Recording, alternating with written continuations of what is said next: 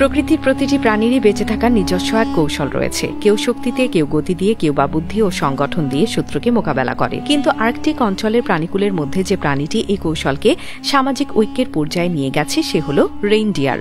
বরফে ঢাকা বিস্তীর্ণ ভূমিতে তারা শুধু টিকে থাকে না, বরং একত্রিত বুদ্ধি ও ত্যাগের মাধ্যমে এক অভূতপূর্ব প্রতিরক্ষা ব্যবস্থা গড়ে তোলে, যা আধুনিক বিজ্ঞানীরাও প্রকৃতির সামরিক কৌশল বলে অভিহিত করেন।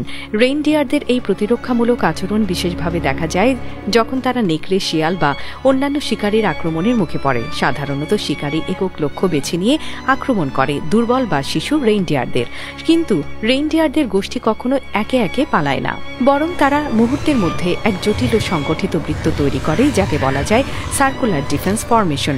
এই বৃত্তের কেন্দ্রে অবস্থান নেয় শিশু ও দুর্বল সদস্যরা, আর বাইরের অংশে অবস্থান করে প্রাপ্তবয়স্ক ও শক্তিশালী রেইনডিয়াররা।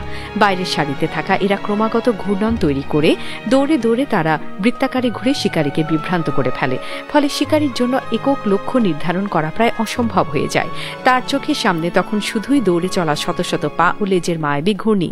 সুযোগ হারিয়ে বিভ্রান্ত শিকারী শেষ পর্যন্ত হাল ছেড়ে দেয়, আর সেই সময়ই রেইনডিয়ারের গোষ্ঠী নিরাপদ দূরত্বে সরে যায়।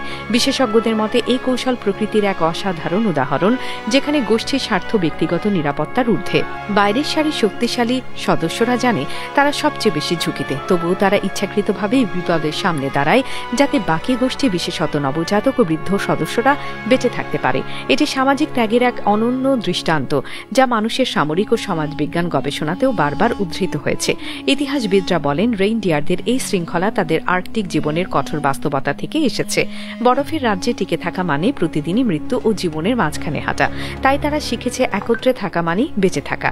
এই সামাজিক প্রবৃত্তি তাদের করেছে দলবদ্ধ, অনুগত ও পরস্পরের প্রতি গভীরভাবে সংবেদনশীল। প্রকৃতির অন্য অনেক প্রাণী যেমন নিজেদের বাঁচাতে অন্যদের ত্যাগ করে, রেইনডিয়ার তার বিপরীত প্রমাণ। তারা দেখিয়ে দেয় দুর্বলদের রক্ষা করা কোনো দুর্বলতা নয়, বরং অস্তিত্ব রক্ষার এক অনিবার্য প্রজ্ঞা। রেইনডিয়ারদের এই প্রতিরক্ষা বৃত্ত আজ শুধু প্রাণীবিদদের গবেষণার বিষয় নয়, মানব সমাজের জন্য এক গভীর শিক্ষা। যখন শক্তিশালী সদস্যরা নিজেদের ঝুঁকিতে ফেলে দুর্বলদের রক্ষা করে, তখন তা কেবল বেঁচে থাকার লড়াই নয়, এক সামাজিক নৈতিকতা। এই দৃশ্য প্রকৃতি যেন আমাদের স্মরণ করিয়ে দেয় ঐক্য, ত্যাগ ও পরস্পরের প্রতি দায়িত্বই হল সেই প্রাকৃতিক শক্তি যা হাজার বছরের বিবর্তনেও টিকে থাকে। রেইনডিয়ারের বরফাচ্ছন্ন বৃত্তে তাই শুধু প্রতিরক্ষা নয়, লুকিয়ে আছে মানবতার চিরন্তন প্রতিচ্ছবি।